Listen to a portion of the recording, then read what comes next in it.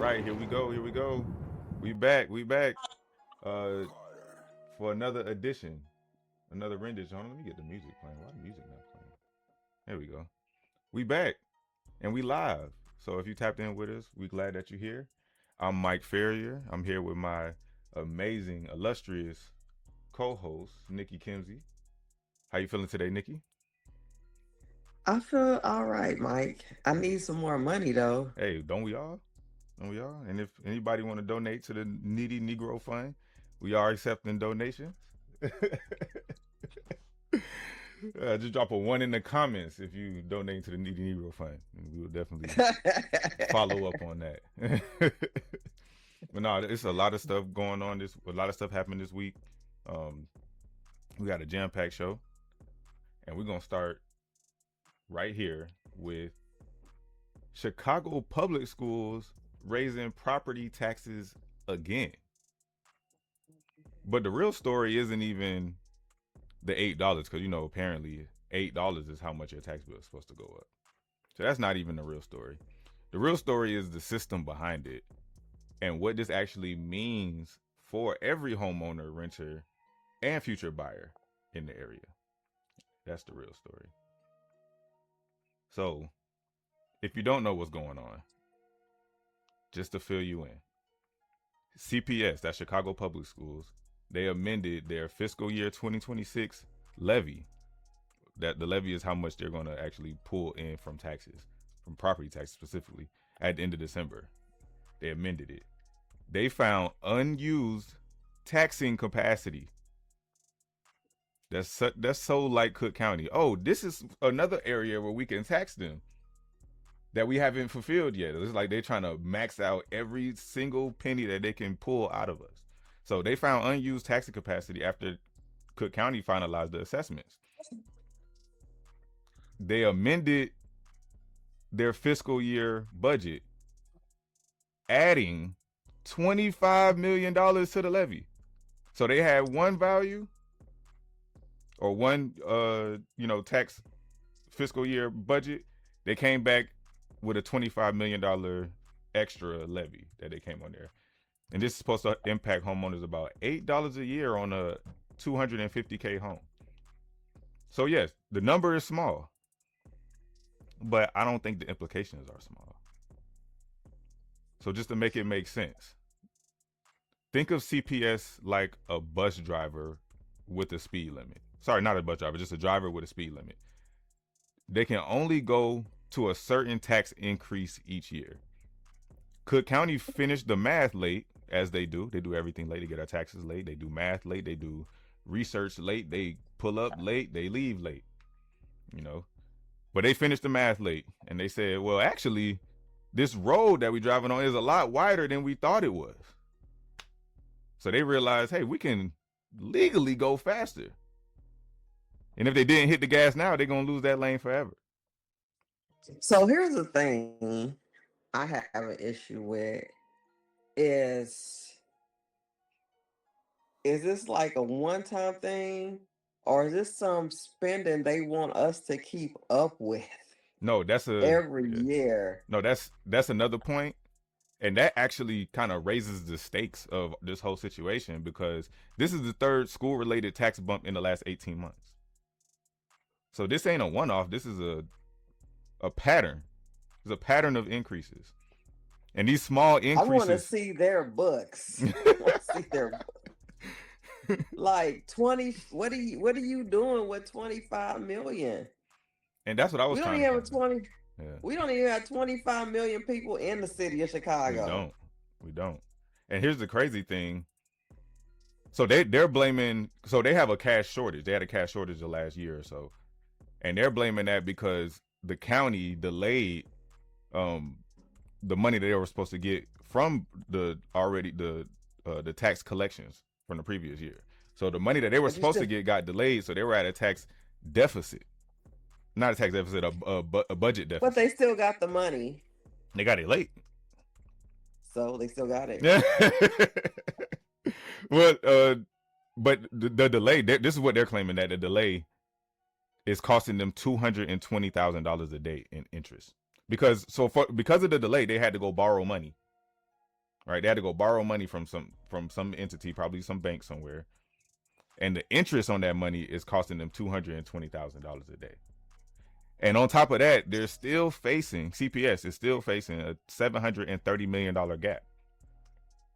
$730 million budget deficit that they already have. And they're complaining about 25 million that what they were supposed to get from.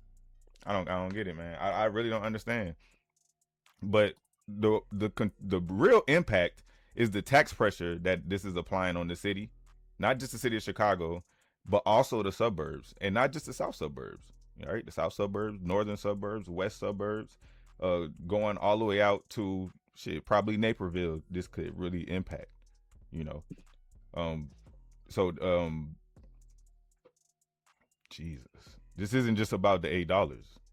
This is the whole system that's running out of room and is running out of time. So this is what I want to do. Before we kind of get into it and kind of give our spiels on it, I want to give both sides, because CPS is arguing one side and then their detractors are arguing another side. So side A is saying that CPS had to do this. So if they didn't amend the levy, they lose the revenue permanently. So the way that the fiscal year budgets are set up, they approve the budget and then they have a certain time frame where they can amend the budget. So the reason they wanted to amend it is because they want to continue maxing out the tax capacity that they have. So none of these people are looking to provide relief for us. They're literally looking to max out on how much they can tax us, literally. So also, new property growth legally allows the increase. Borrowing costs created a real emergency for them, and the schools just needed stable funding. So that's the school's explanation. That's side A. But side B, they're saying that this is a broken system altogether. CPS raising taxes without fixing structural issues. Their borrowing is a symptom of deeper financial mismanagement. Homeowners are already stretched thin, so these tax faults are becoming the default solution for the school system and for these taxing bodies. So they just default to, hey, if we got a problem, let's raise taxes. It's only going to impact them $8. Well, it's $8 this year, and then next year it's another $8, and then the next year it's another $8. Before we know it, the tax bill done went up $100. So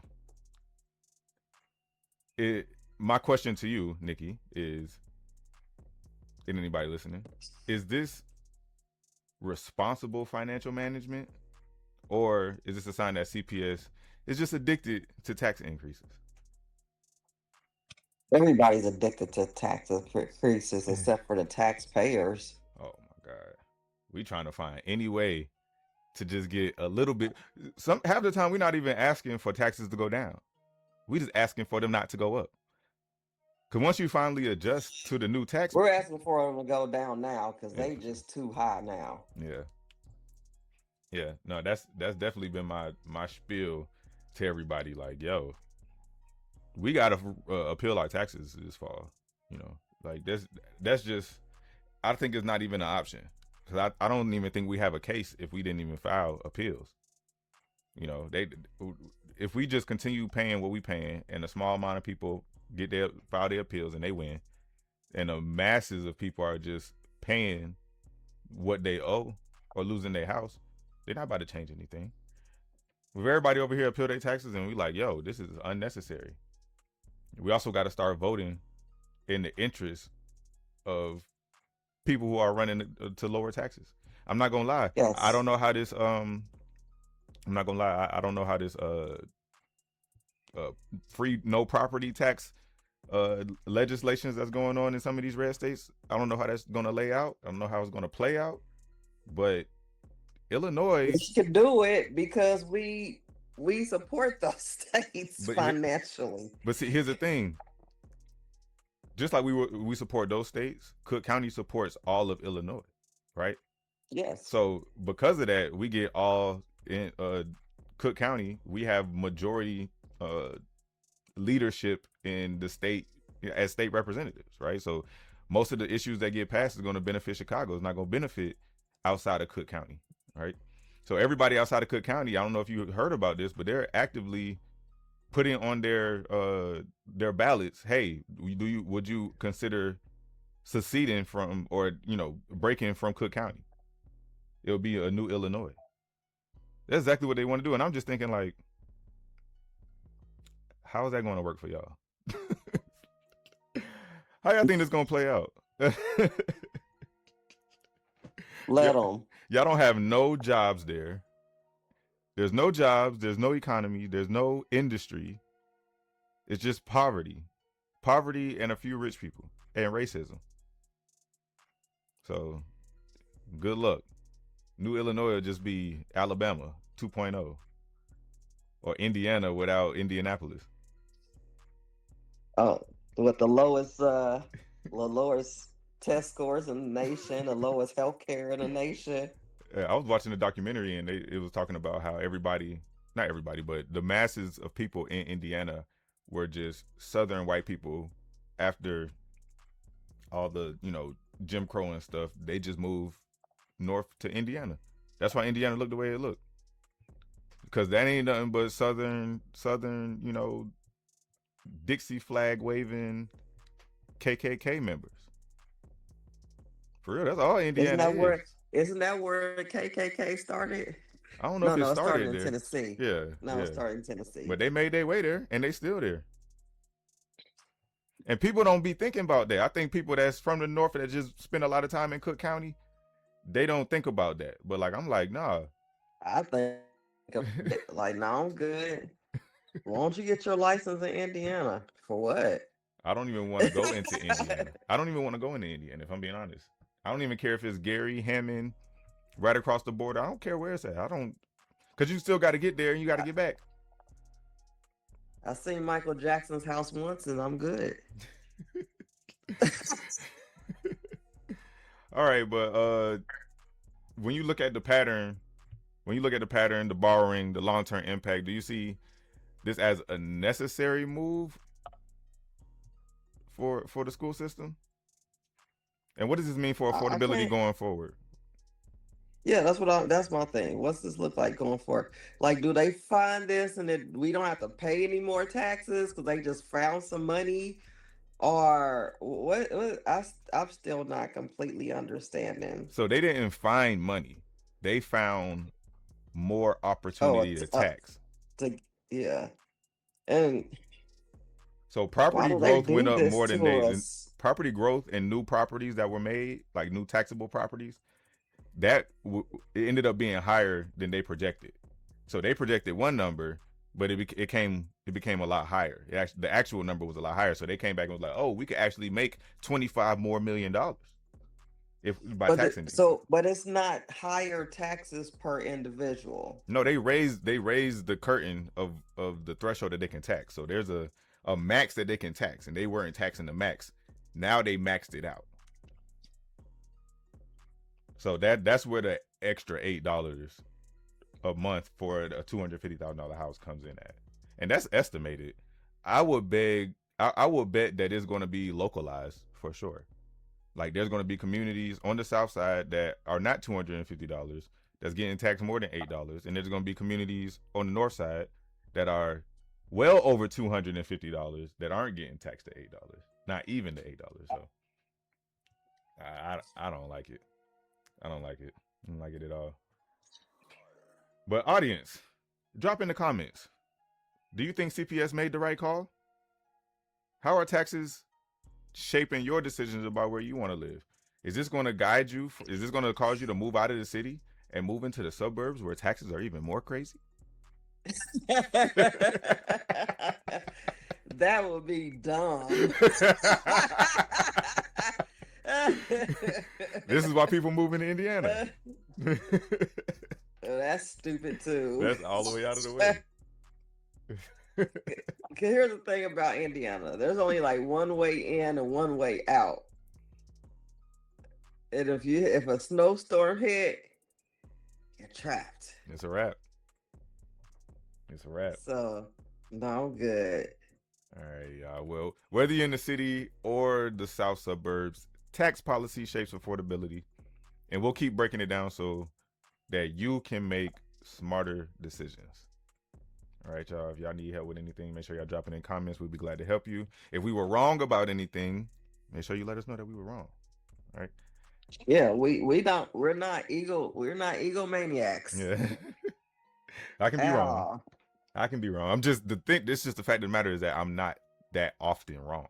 I can be wrong, but I don't think that's something that just happens all the time. You know. Take that back. Michael's an egomaniac. No, I'm just kidding. You got to be confident, right? You got to be confident. I ask my son all the time, like, "Are you asking me or are you telling me? Like, hey, you know, what's this?" He'll be like, "XYZ." Like, are you asking me or are you telling me, bro? Like, do you know the answer or don't you know the answer? You gotta be confident that you know the answer, right? Hey, Mike, also forgot to tell you, we just celebrated our 20-year wedding anniversary. Oh, happy See, anniversary! Happy see anniversary! this picture of me and this guy here. Yeah. Where my hand claps at, man? I can't even find my hand claps. Here you go. Happy anniversary! I wish you guys 20 more years and a bunch of Sure. grandkids. Yeah, right. Y'all about 3 years away from that. No, I'm not. I'm ready, but they're not ready. But that's the thing about having kids.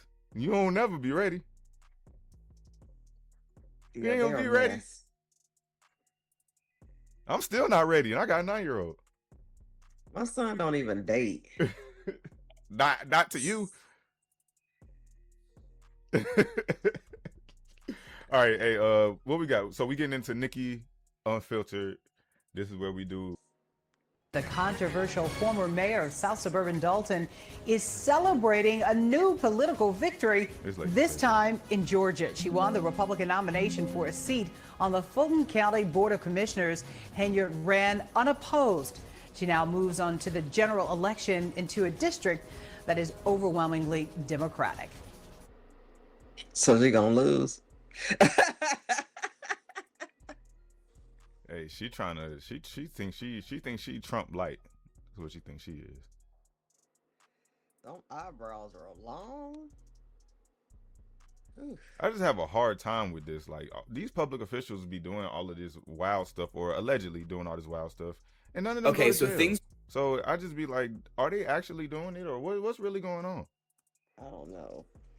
Well, federal judge freezes Trump's efforts to create $1.8 billion paid-for slush fund. Good. Thank God. So who is this federal judge? I mean, they're not over the Supreme Court. Well, there's a hearing on June 12th, so we should hear. Because the thing is, I read another article. The reason why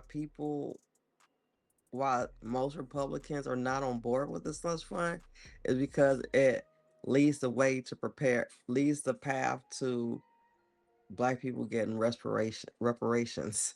You said that's why white people are opposed to it? Yes. I think it sets a precedent. Yes, it does. It does set a precedent for sure. But the precedent has already been set. It's been set. You know, while we were slaves and after we were slaves. So I think, you know, we already know white people is, hey, the rules apply to us, but they don't apply to you. Of course. Right.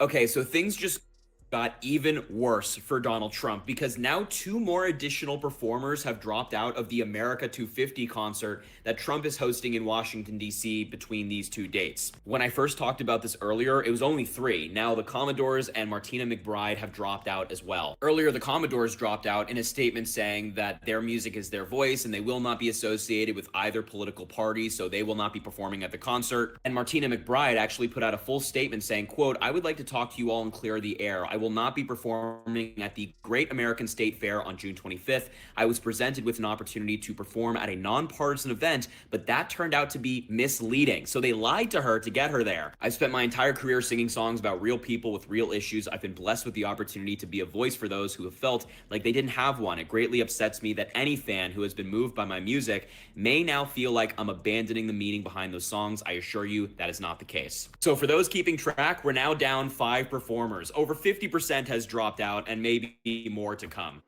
Well, Brett Michaels dropped out yesterday, so. Oh, I didn't even see that. I said Brett Michaels. I thought that was what's the dude that always Kid showing Rock. up for Trump? Kid Rock. Yeah, that's what I thought it was. Yeah, so right now only left is CNC Music Factory, Vanilla Ice, and Flow Rider. Flow Riders in there. I'm shocked. He is from Florida.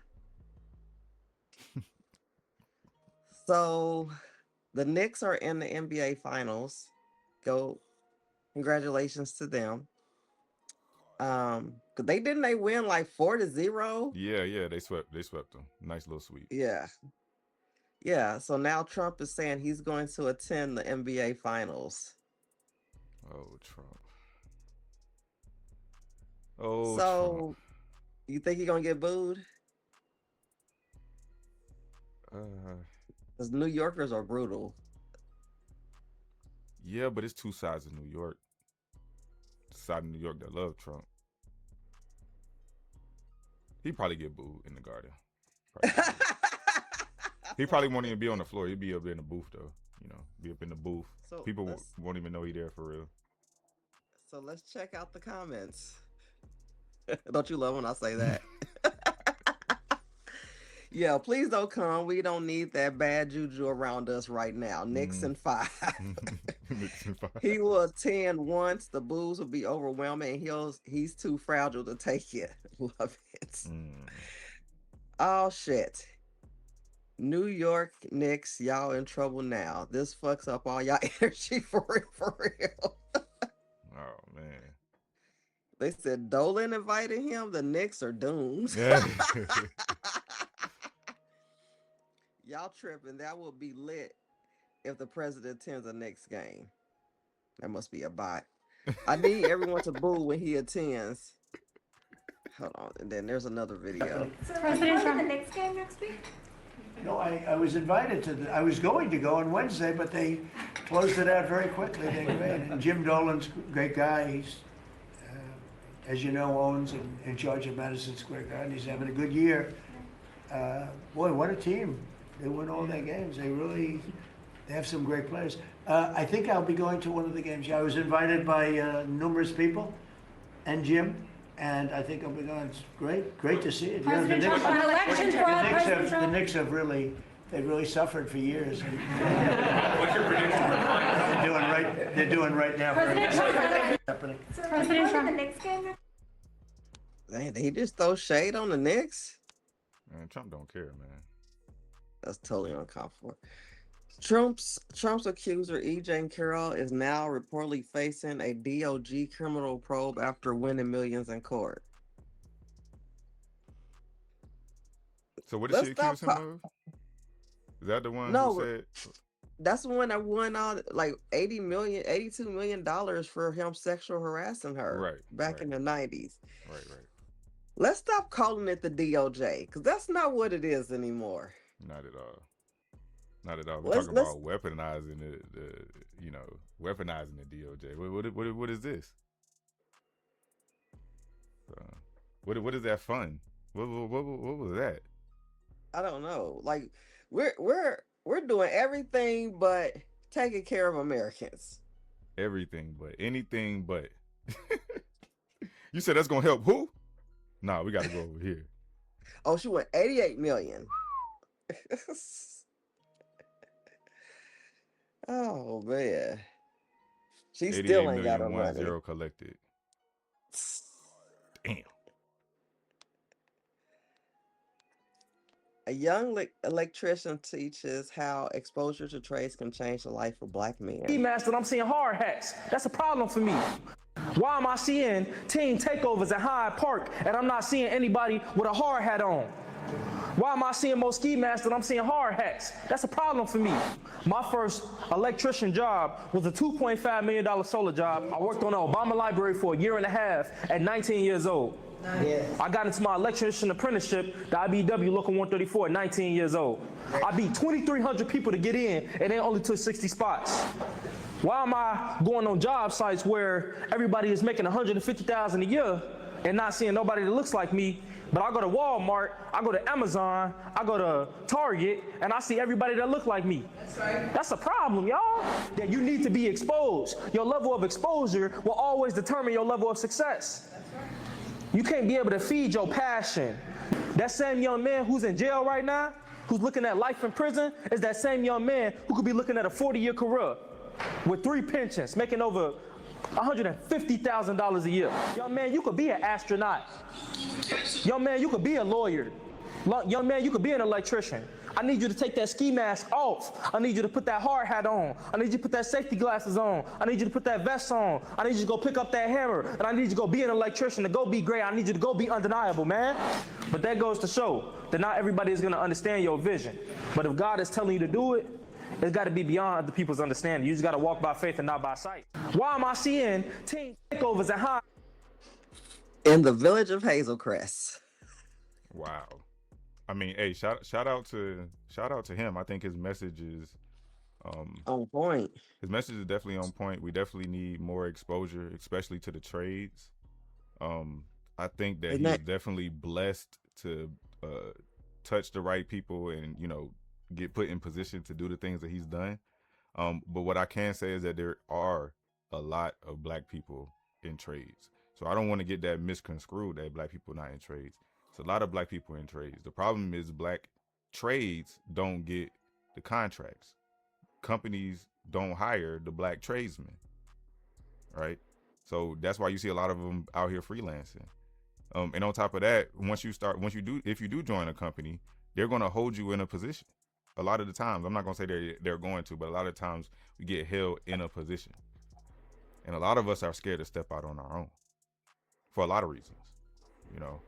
So what I hope his book teaches you how to, you know, how to move in a corporate, you know, in the corporate trade society, because that's what's really important. There's people who get into the trades. I know people who are welders and carpenters and, you know, plumbers, electricians, all of that.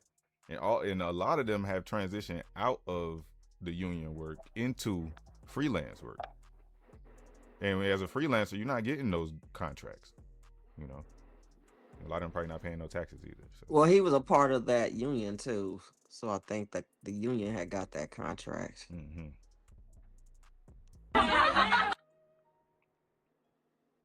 No, you're black. You're black? What does that mean? Oh my God! What does black have to do with anything? What does being black have to do with anything?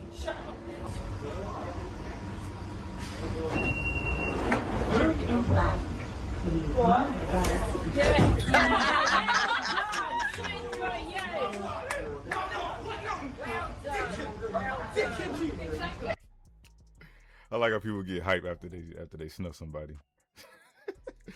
Black people will snuff you and then they're gonna talk all this shit in the world in your face. Yeah, y'all better leave black people alone. Mediocre white men in America are terrified of being replaced. They should be.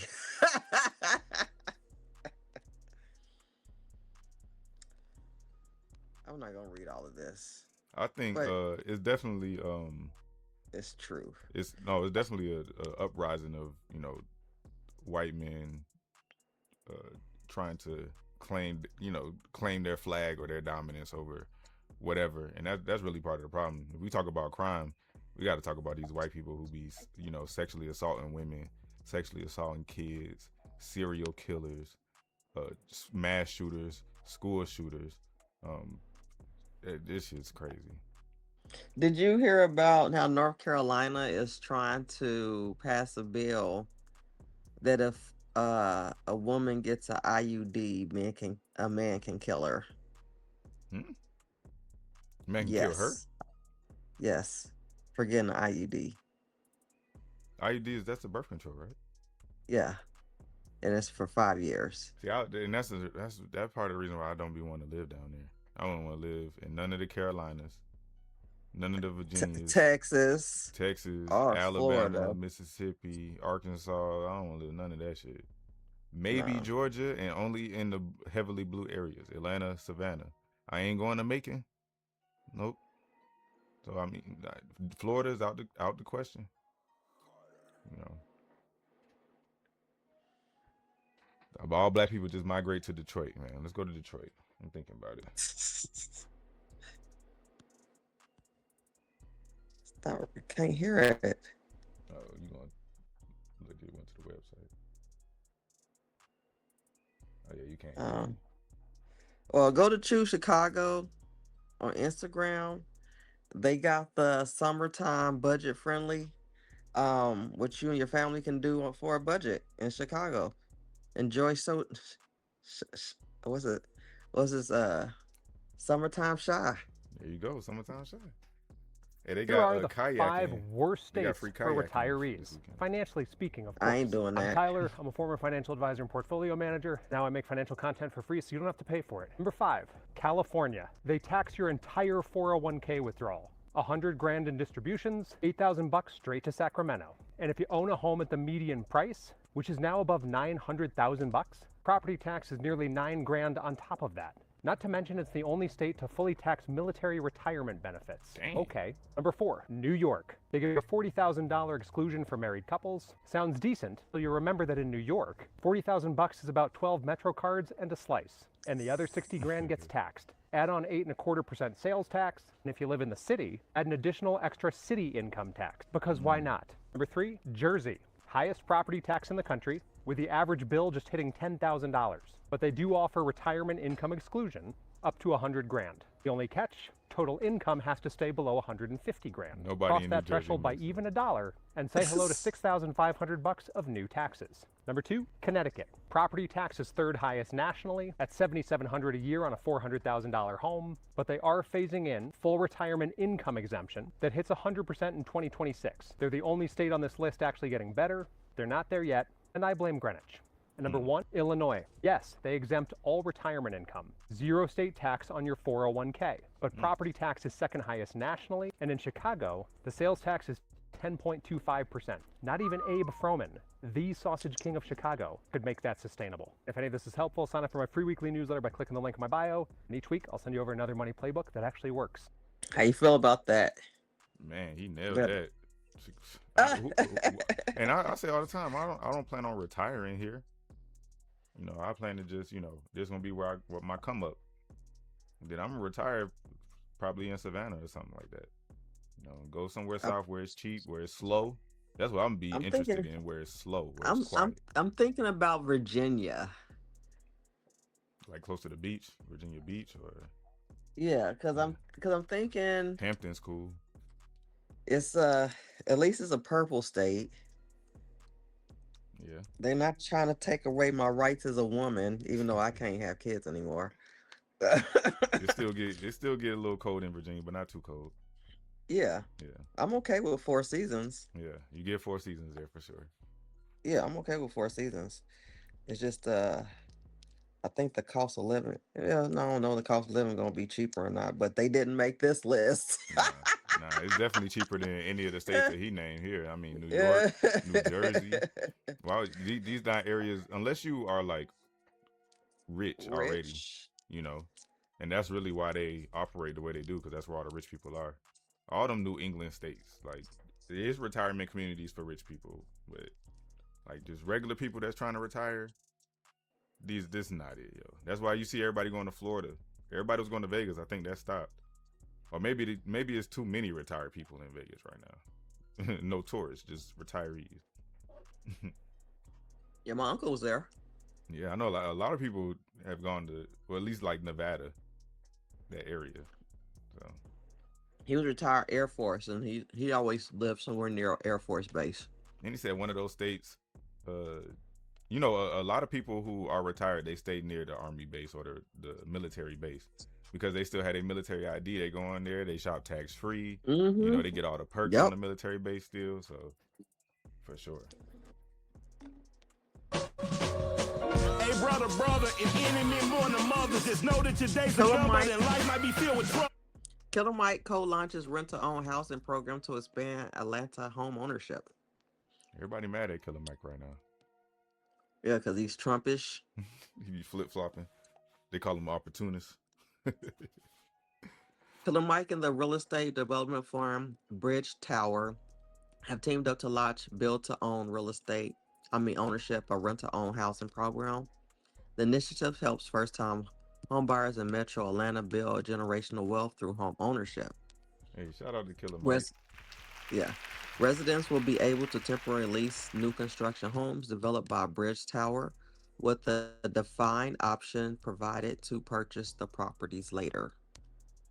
Wealth is defined by the ability to own land. Through the B20 program, we are making sure that people who make Atlanta great make a real stake in its future. Oh, Absolutely. Hey, shout out to Killer Mike. Killer Mike is doing a lot of stuff in the business world. But I do want to talk about the pander. No, not the pander. I want to talk about how come every time we get black leaders of industry or in a certain sector, we find reasons to tear them down. The community does. The culture does. We search for a reason to not like Killer Mike. Killer Mike is a very likable person. He's very likable. Now, does he get on these mics and might say something because he's being radical and because he's trying to sell a message? Yes. But at the end of the day, is Killer Mike a net positive or a net negative to our community? I would say he's a net positive. The man started a black bank. He's doing this with housing. He's a musical icon. He's always been an advocate for the community. He's one of the few rappers who will step up and voice a political opinion that moves in black people's interests. So, I mean, I'm not saying he's above critique, but damn. Every time well, we he get a should black start. leader, these days we don't even need the government to kill a black leader. We knock them down before they can even come up. Nigga got to be We Jesus to lead us somewhere. He should probably start a new political party. Well, Diddy was trying to do that, and then look what happened to Diddy.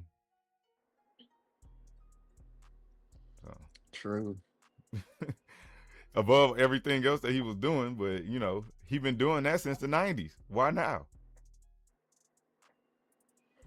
I don't know. He tried to do something for some Negroes. So I wanted to take you through some of the things that Mayor Zoran Kwame Madani is doing. In the richest city in the richest country in the country history of the world, nobody should be going hungry. That's why we're opening 5 city-owned grocery stores, one in each borough, starting with the Bronx. Lower prices, good food, publicly owned. Hunts Point next year, every borough by 2029. Man, them grocery stores about to be. I just hope they good. I don't want to discredit it. They ain't even there. But I mean, like, yo, anytime I ever went to like a food pantry or something, man, they be having spoiled shit in there. They all type. It ain't like going to Walmart. Well, it's not a pantry; it's a grocery store. This is the Peninsula in the Bronx. Once a juvenile detention facility. Next year, it will be 740 units of 100% affordable housing, 100,000 square feet of public community space, New York City's first municipal grocery store.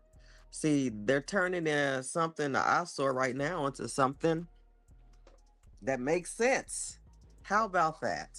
No, they turning the jail into a housing unit plus grocery store, public space. And community space. Okay, I would love to see it. Yeah, me too. How much they do might you get all spend the on niggas in there groceries and close the door and lock that shit.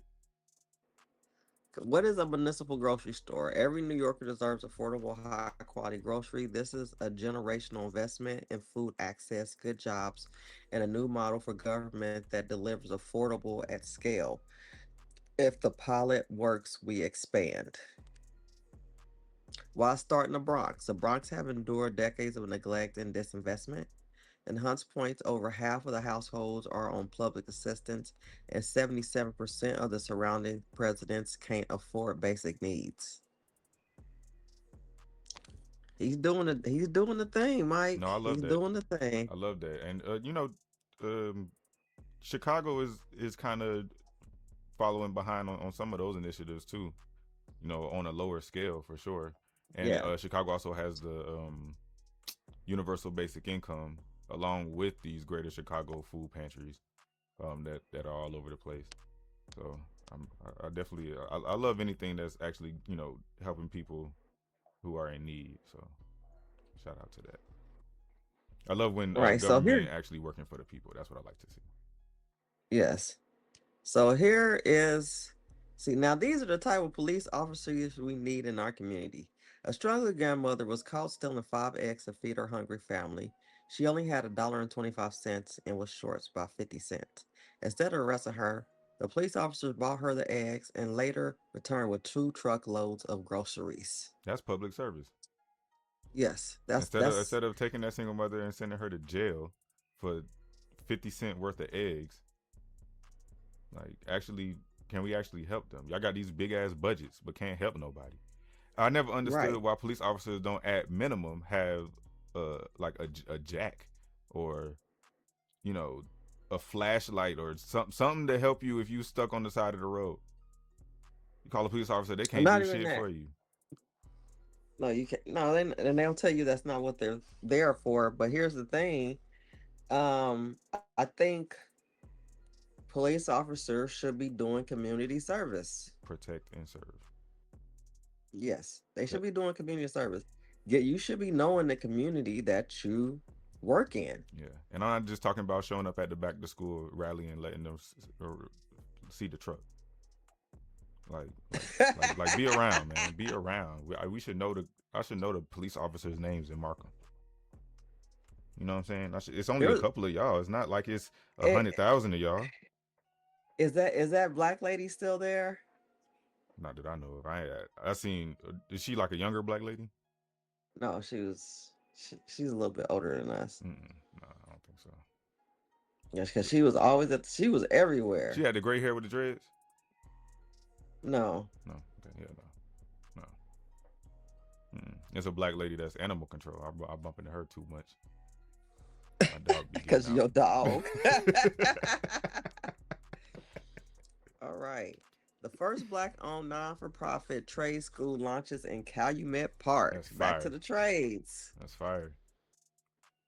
Amid the sawing and measuring. See, like that. As this wall is built, so are young dreams. It makes me feel appreciated and wanted. 19-year-old James Shavers is a pre-apprentice at Prosperity Building Futures Trades and Entrepreneurship Training Center here in Calumet Park.